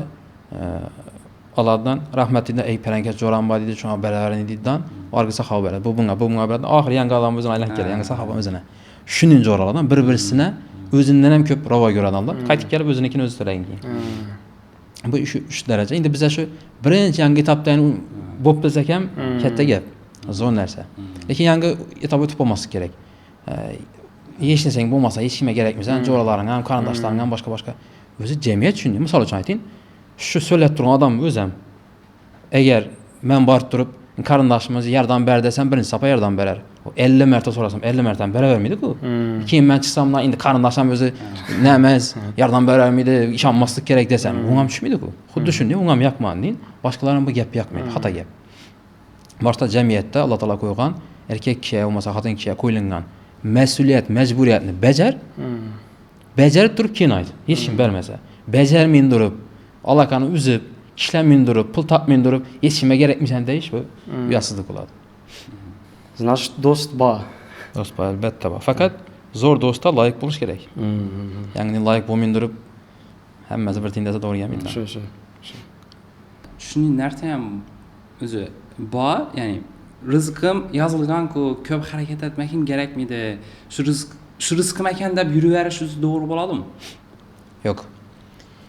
Biz sabablar olamidamiz. Alloh taolo sabab dunyosi aytgan, shu sabablarni imkon qadar qo'llangancha aytishga buyurilganmiz. Buyruq bu. Chala aytisham hatto sunnatga xilof. Bo'lmasam bir ish sana topshirilgan bo'lsa, uni mukammal yaxshilab aytdi. Endi nomer 1 bo'lishni shart emas, lekin mukammal bajar. Bir ishni oz bo'lsam davom etdi. Oxir natija baraka uradi. Shuning uchun bu etapga qaytish kerak. Bu tushunchasi xato. Rizqni Alloh taolo yozib qo'ydi. Yaqindan bir 2-3 yillikda shu masala bo'yicha gaplashdik birovlar bilan. Xo'p, bizda shunday tushuncha bor. Lavhul mahfuzda Alloh taolo odamlar yaratilmasdan ancha yil oldin, 40 ming yil oldin hammani o'zini ishatishi, nov bo'lishi hammasi yozgan.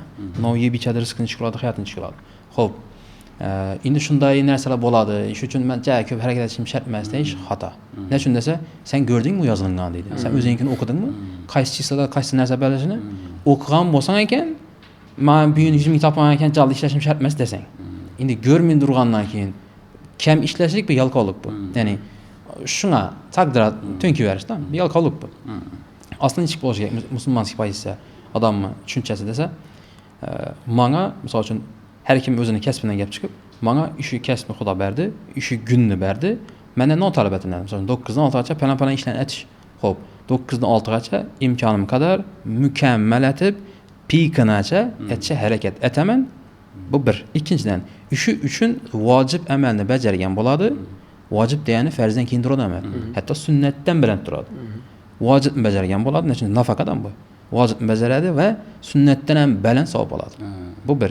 Ikkinchi endi shu aytgan ish uchun ostan rahbarni boshqa nazarga tushadi. Hayotini o'zi ham o'zgarishni boshlaydi. Endi men rizqim yozilgan, ko'p ham harakat etishim shart emas ekan deb yengil ishlab, oddiy ishlab, yaqaroq ishdan bo'lsa, birinchidan sunnatga xilof, ikkinchidan taqdirni qalbuttovi bilganning men falan yozilgan, shuning uchun ko'p harakat etishim shart emas deganning xato tushunchasi. Uchinchidan kam ishlaydi, natija kam bo'ladi, boshqa bo'ladidan pul topishim kam bo'ladi. Yangi uruyna chiqilmaydi. Shuning uchun taqdirni pesh etaverish xato. Bandani qo'lidan, ya'ni so'ralangan, talab etilgan narsa imkoniyati darajasida mukammal etib to'liq bajarish bo'ldi. Bo'ldi. Ariyaning natija Xudodan. Shuning uchun taqdiri aylanib kelib pesh etaverish odamni yalqov etadi, lekin yaxshi etmaydi. Yaxshi etmaydi. O'sgan odamlar hammasi taqdirni cheta surib turadi, ya'ni ishonadi, iymon keltiradi, cheta suradi lekin. Shuncha ko'rmaydi u, ko'rmaydi. Cheta suradi, bilmaydigan narsasini. Cheta suradidan maksimalni harakatdadi. Lekin bu odam esa bu taqdirni biladanning shundan fikrlash, o'zini fikrlashini to'g'rilasa, shuni yangi Imom G'azalining gapi olib taqaladi. O'zi shunday fikrlashing o'zgarmaydi, hayoting o'zgarmaydi, ammo qolib shura boradi baribir. Bir masala bor, o'zlarimiz ham o'ylanib qolamiz. Ko'proq ekonom etgan yaxshimi yo ko'proq topishga harakat etgan. harakat etgan yaxshimi? Yana bunday tushuntiradigan bo'lsak-da, topamiz, ishlashga sal motivatsiya qilmaydi-ku. Bir bajalasimiz kerak. Olamiz, ya'ni ko'proq sarflaganimiz sayin ko'proq galadi degan fikrdamiz. Sal ishlab turganda ham, lekin isbotini topmadik. Shuni, ya'ni ko'proq ekonom etgan yaxshimi yoki ko'proq sarflagan yaxshimi? Yangi sababini topmadik deganingiz xayriy hisom bo'yicha u. Yani cheklama xayriy hisom ko'p bo'lsa, yangi moliyaviy majburiyatlar xudoning oldida bajarilsa, shunchalik baraka ko'p kelishini evazini ko'p topish boshladi. To'g'ri. Endi umumiy jihatdan latte qonuni mana ham bir kitob bor. Kofe haqqında. Bir kappuchino misol uchun 30 ming so'm bo'lsa edi. Bir oyda har kun birini ichsang, bir oyda 9 ming so'm bo'ladi misol uchun. Shuni ekonom etsang 10 yilda falan so'm bo'ladidan falan narsa olasan deydi. Shu gap to'g'rimi? To'g'ri. Lekin xato joyi bor. Nima desa, gap ishchilar uchun emas bu. Bu kitob ishchilar uchun emas. Ya'ni kam pul topadigan odamlar uchun emas. Misol uchun 3-4-5 million, 6 million topadigan odamlar uchun emas. 20-30-40 million so'm topadigan odamlar uchun bu. Ular kofe ichadi, rasxod etadi, rasxodga loyiq harakat etishni boshlaydi ishga. Shunday desa biznes katta mana. Ham u kofe mana daromadini qisman bir cheti bir, ozgina qismi. Lekin oyna 5 million so'm topadigan odam bir oyda 1 million so'mlik kofe ichsa, hech qachon ish yaxshilashmaydi. Hech qachon yaxshilashmaydi. Uncha keraksa, bu ekonomiyat turish kerak. To yangi moliyaviy erkinlikka chiqib olib bo'lgandan keyin, ana keyin bemalol ichaveradi. Yaqindan shu latte qonuni mana uning kitob edi u. Shu bo'yicha savol berganda shuni aytdim-da. Misol uchun 5 million so'm topaman, nechik qoladi? Aytdim, "Sen kofe ichish mumkin emas. Sen bezgaz ichdan. Bezgaz ich, ishingni rivojlantir, o'z ustingga ishla, harakat et. Moliyaviy erkinlikka chiqib ol. Kofe sen daromadingga ozgina qismini tashkil etadigan bo'lib qolsin, ichaver keyin." Endi shu o'ringa chiqqanda ichaverish kerak. Bu oddiy daromad odam uchun. Endi ko'p daromadli odam uchun. Misol uchun oyna 30-40 million so'm, 20 million so'm topadigan odam ichashi kerak desa, bu yangi narsani ichaveradi, sayohatni aytib turaveradi. Misol uchun sayohatga chiqib kelsang deydi, biznesing rivojlanadi, ming ochiladi deydi. To'g'ri gap, kim desa ishchi emas. Tadbirkor u. Nechun desa o'zi ketsa, qayta qarza botib keladi, qayta betar bo'ladi ishi. Depressiya bo'ladi, qisinishma bo'ladi, boshqa bo'ladi, oilasidan qisadidan betar hayotini orzuglashadi. Tadbirkordan desa natija kelding bu. İşledi, bir ay, 2 ay, 6 ay, 1 yil, 2 yil, 3 yil bir xil tempda ishlab keldidan уже miya qattiq qiladi, bir chegada qolib ketadi. Biznesni deshandan qarab ko'rib bilmaydi. O'sha vaqtda menga ya'ni kofe ichib kecha aylanishma, trenovka etib aylanishmalar, ya'ni qo'shimcha ishlar bilan shug'ullanish yoki safarga chiqib turish deysiz, bu unga ko'proq pul topishini, bo'lmasa biznesni chetdan qarashini imkon bergani uchun menga tushadi. Shunday desa, pul yetadi-da. Yangi kofe içmekam bemalol safarga chiqsam ortiq qoladi pul. Shuning uchun bu narsa yangi qaysi o'rinda ekanligi, ishchimi, rahbarmi, o'shanga bog'liq. O'zi moliyaviy erkinlik dedik-ku. O'zi moliyaviy erkinlik qachon, qaysi etapda u moliyaviy erkinlikda yana? Moliyaviy erkinlik rasxodlaringizdan topib turgan pulingiz ko'paysa, o'rtacha hisobda rasxodingiz topib turgan pulingizni 3dan 1ni tashkil etsa moliyaviy erkin bo'ladi. O'rta endi har kim har xil. Meni o'zim solishtirishim bo'yicha shunday.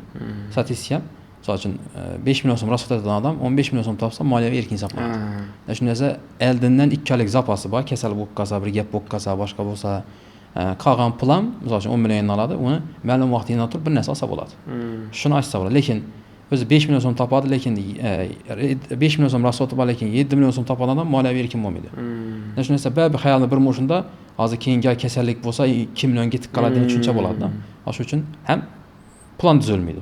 Deyarli topib turgan pul bilan rasxod dengligi uchun plan qo'yib uy olaman, mashina olaman, plan ketaman degan narsa qo'yilmaydi, ya'ni miyada qisqish bo'ladi.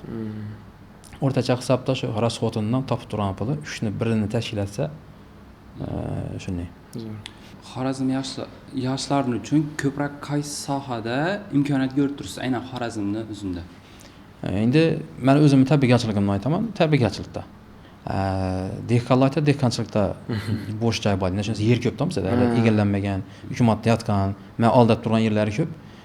Ular shuni aytadi. Bu yerda Sattash bilan gaplashsam, Sattash shuni deydi.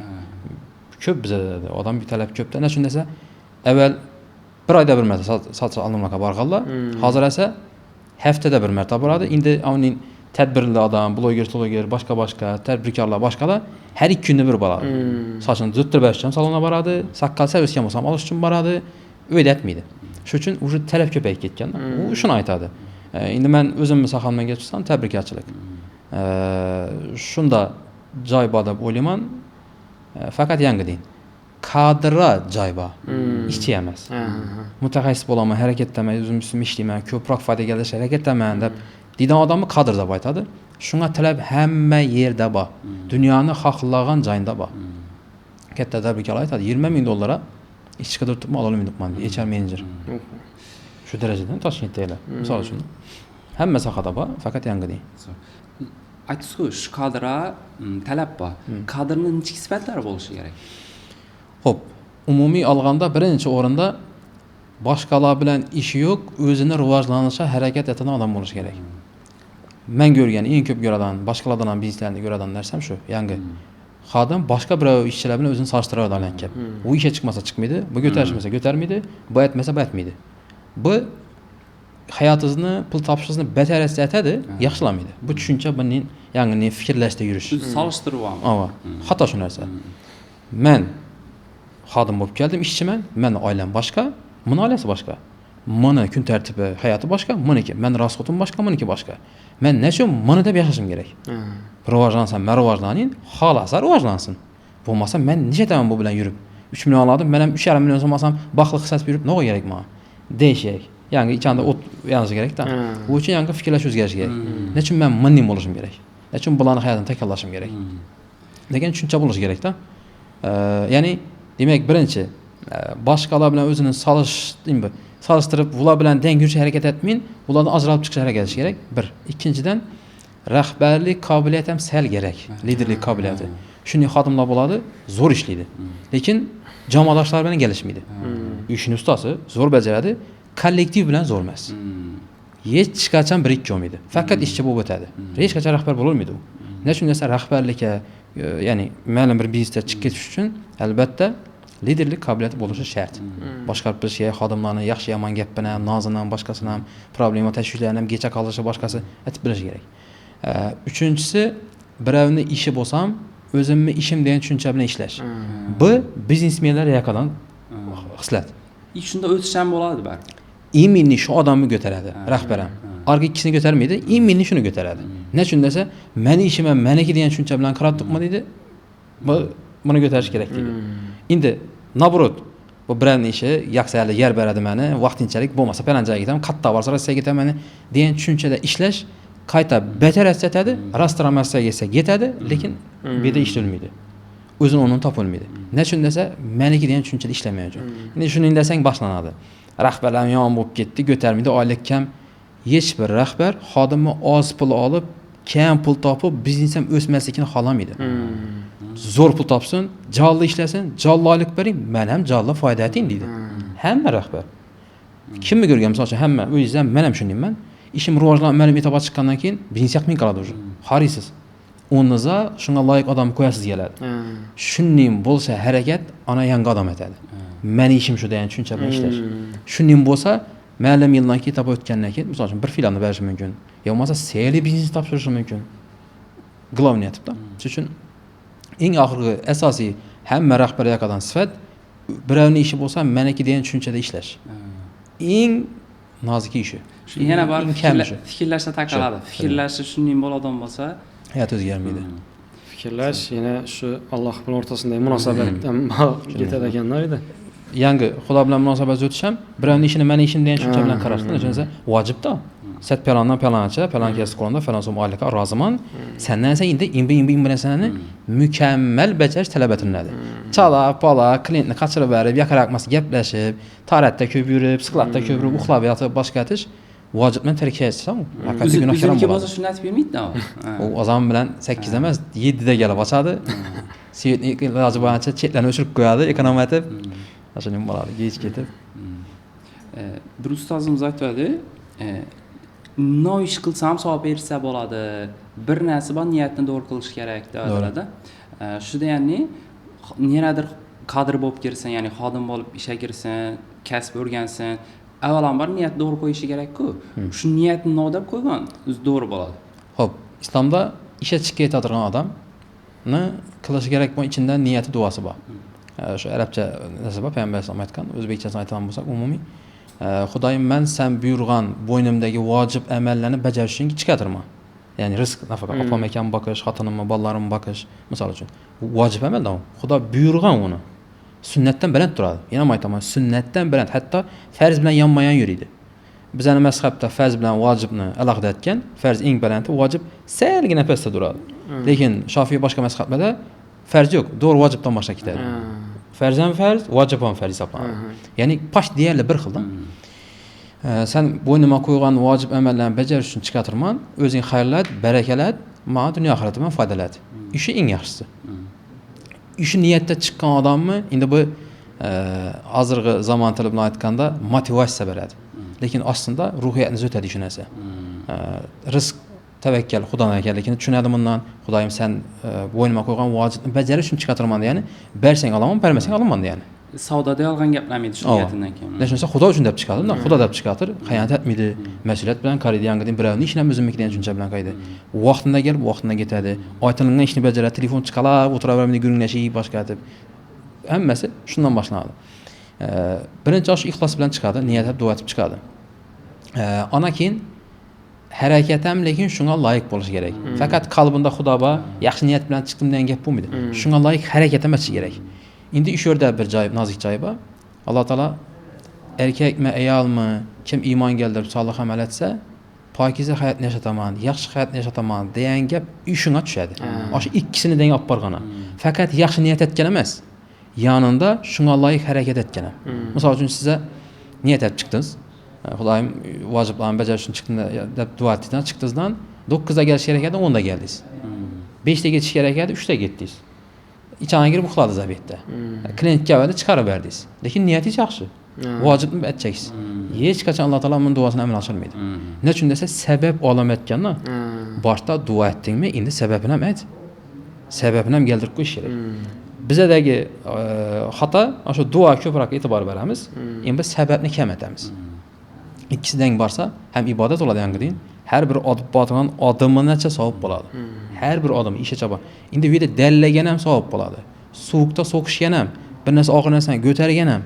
Qısqası barınca, gəlincə həmmə işi vacib əməlini bəcərdirğanlıq üçün adım atsam vacib əməl bu kitədir. Özü adəti mübah əməl yürüş, lakin vacibni bəcərməkə getib batalıq üçün hər adımı vacib boladı. Yəni ürünü belənd boladı. Şu üçün həm ruhi halətini, həm fiziki bu səbəb alamına ötüş gərək. Dengə baş gərək də. Sun'iy intellektlər haqqında neçə fikirdəsiz? Yəni işləşiş, kontentlər qilish, sun'iy intellekt orqali o'zi ko'proq bu bilan shug'ullanish. Neçə fikirdəsiz şu bo'yicha?